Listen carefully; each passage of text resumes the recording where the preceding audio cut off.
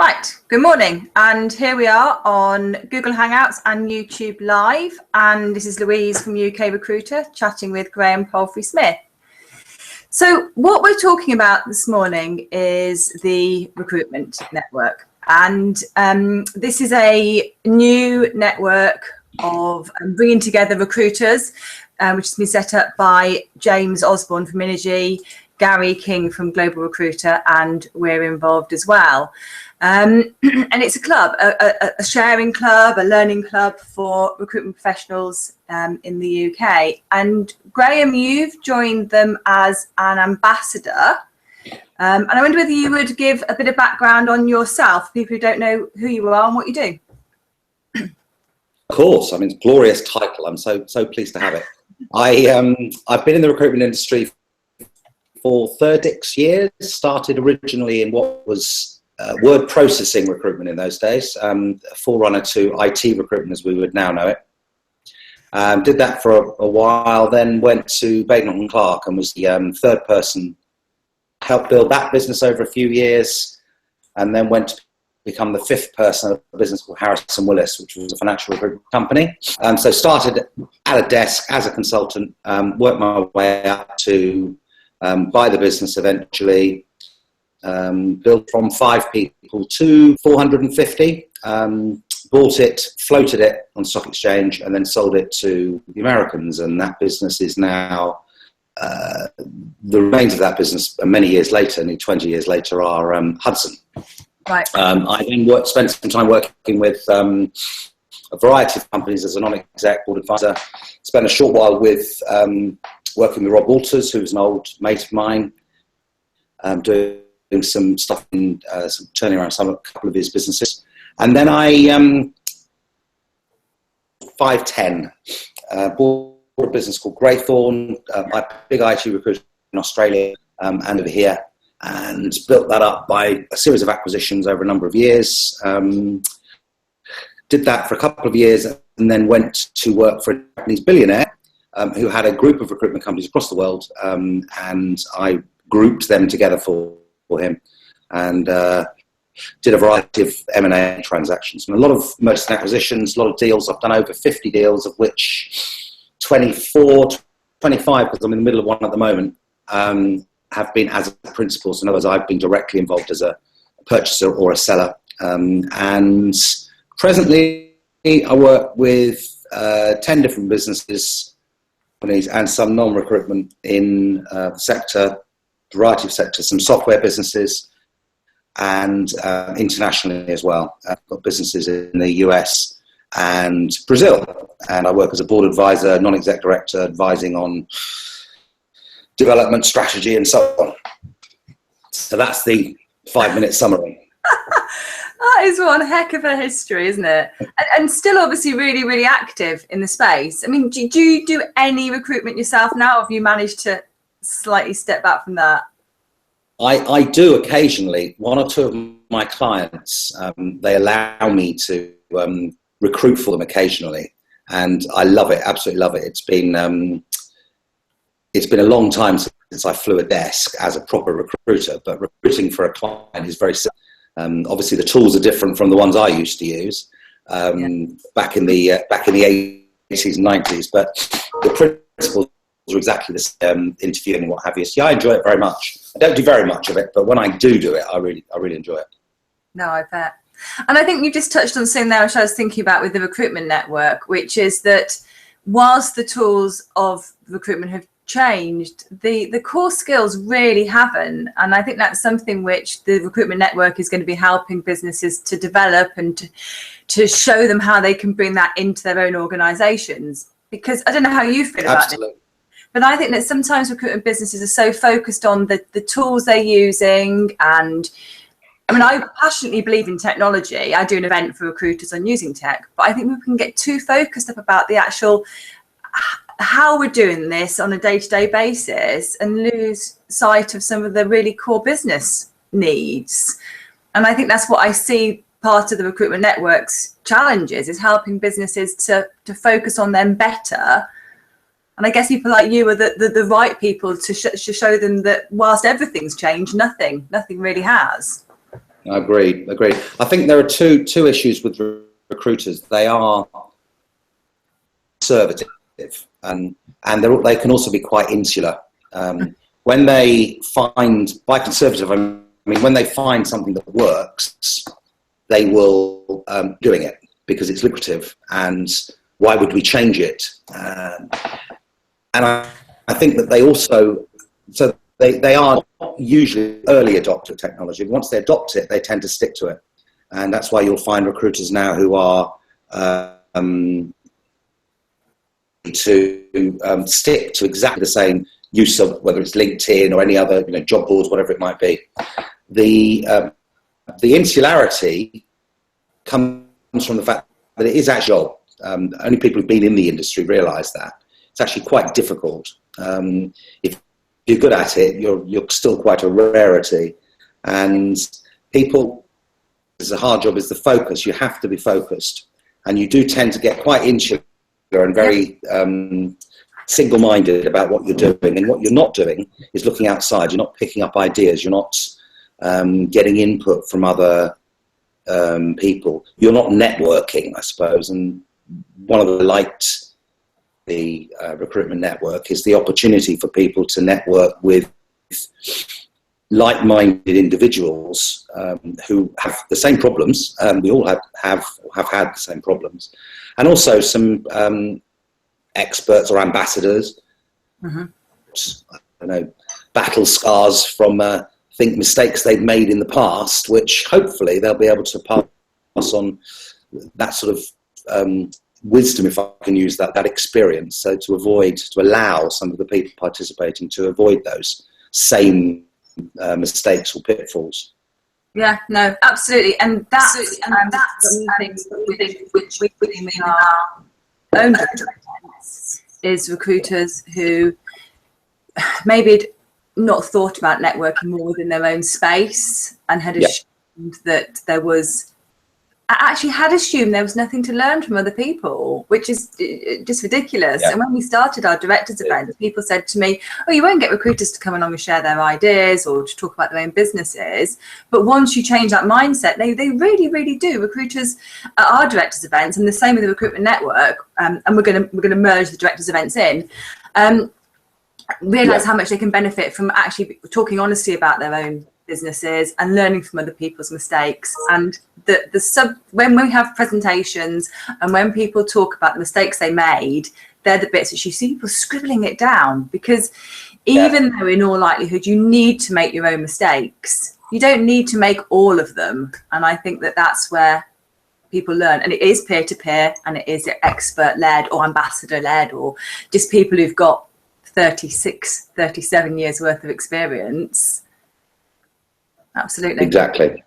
Yeah. Okay. So I know the Recruitment Network is obviously getting membership now. I think the first event is on the 17th of November. It's the day after my end of year conference. What's your involvement in the actual events? I mean, there's huddles and there's some retreats. Are you going to be speaking at some of those? How will you be sharing your expertise? I believe so. I don't think the final schedule has been worked out yet in what, but James has asked me to be flexible and to be involved in some of the, maybe leading some discussions, maybe doing some work groups, and maybe talking about some aspects of of my experience, which people might not have heard about before, adding value to your business, making your business capable of growing, getting it into a position where you can actually sell it, you can exit, which is a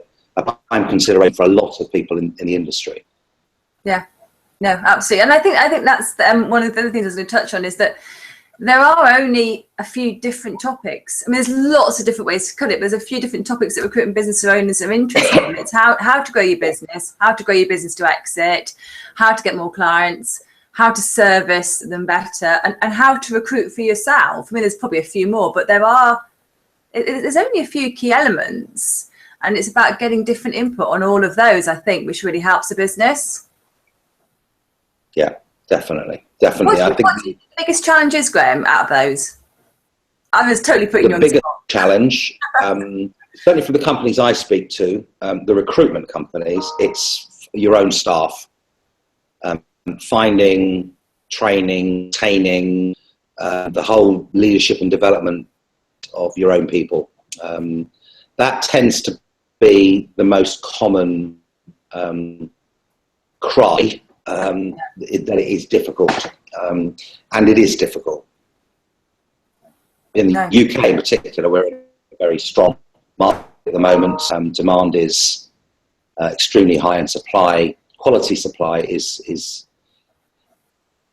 from what I'm hearing. It does vary in times of downturn and in times of recession. Cash is always an issue, but cash is always underlying. But it can be a severe problem for some recruiters, which is very surprising considering it's a highly cash-intensive business. But the whole contract funding, the whole of that side is always a concern. And it's one of those things that, like most things in most businesses, can always be improved. There's always areas. Both will be on your own stuff and cash are the two biggest issues, I think. Yeah, no, I think you're right. And I absolutely agree with you on both. I think the cash thing catches people out. I don't know why it would. I think that the staff, at the last directors event we were talking about awards. So it was about growing your business and promoting it better. But the masterclass we did was around, it ended up touching on hiring and retaining staff for yourself. And it was, the conversations could have gone on for another hour. But if I'm being really honest, I think if I'd run an event which was entitled How to Hire for Your Own Recruitment Business, we wouldn't have filled it. Because whilst it is a concern, I could be wrong, but I really don't think I would. When we do events which are called Growing Your Business and Getting More Clients and Building to Exit, they're the ones which people want to come along. But I think when they're being really honest with themselves, this problem of getting the right staff is a really much bigger problem. I don't know whether it's one which perhaps they think it's uncool to focus on, or whether they think they should be able to do it better because they're recruiters, or whether they think, well, I always need to keep growing and that's about the money. But for whatever reason, what you're saying is top priorities is exactly what I'm seeing, but I don't think recruiters don't necessarily rank it that way. And I think what's great about something like the Recruitment Network is that you can help people with these, because once you're part of that network, it's coming in from every angle and you can support them wherever they need it, when they need it. Yeah, absolutely. So, okay, cool. Absolutely. I think the people, it's the case of cobblers' shoes, isn't there? I mean, people to admit they struggle to recruit. I was a financial recruiter for most of my career. When I was recruiting, I was generally recruiting accountants, very, very good at it. And yet, recruiting for a client, for a financial controller, I got it completely wrong the first time. This is a few years ago now, but I got completely the wrong person. And it was down to me. I mean, I didn't make the ultimate hiring decision because I was non-exec, but I did all the interviewing, I did all the shortlisting, I did all the... and I recruited the wrong person. I think it's hard for recruiters to admit that it is difficult to do this. There are organisations, and the most successful organisations have very good, whether it's academies or graduate training schemes or apprentice schemes. And if they can fulfil your needs as a business long term, that's great. But generally, there's always a shortfall, and I don't know. I can't think of any recruitment companies I know now. And I have access to quite a few. Hire somebody now. I don't think there is anybody with a recruitment freeze on, and there isn't massive amount of supply. There isn't a massive amount of supply. You just mentioned one thing. You touched on awards, and I've just been a judge on 2 sets of awards, 2 different, the APSCO and the RI ones, in the last few days. And there's a point I wanted to make, which I didn't think I was going to get to make until perhaps the huddle, but I'm going to make it now. And that is the the quality of submission is absolutely critical to an awards. I mean, some of the businesses we were reading submissions from are really, really good quality businesses. Businesses I know well, I know the CEOs, I know the quality of the business. And yet the submission was so poor, not giving full information. It reminded me of an A-level or a degree question in an exam, when the lesson number 1, read the question and make sure you answer it, something else. And some great businesses, obviously, I won't mention any names, not in this forum, but perhaps another forum I might.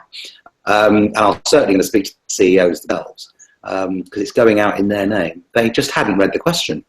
No. And the number of times, I mean, it came up. We asked them for this, but they didn't give it to us. They've specifically not put it in. Or, why should you win this award? A pretty classic one, you know, a one sentence or a couple of sentences at the end of your submission. And probably 80% of them didn't do that. Tell us why they should win. No, I know. Very lucky with such a nice bunch of. I know. So when we did the awards thing, Stephen O'Donnell talked about, because he does the National Online Recruitment Awards, and he did his top tips. And they actually reflect a blog post I'd written as well. And one of the key points was to answer the question you're being asked. You know, don't make the assumption that the judges know you. And it's a problem for people like you and me. So I get involved in judging the Global Recruiter Awards.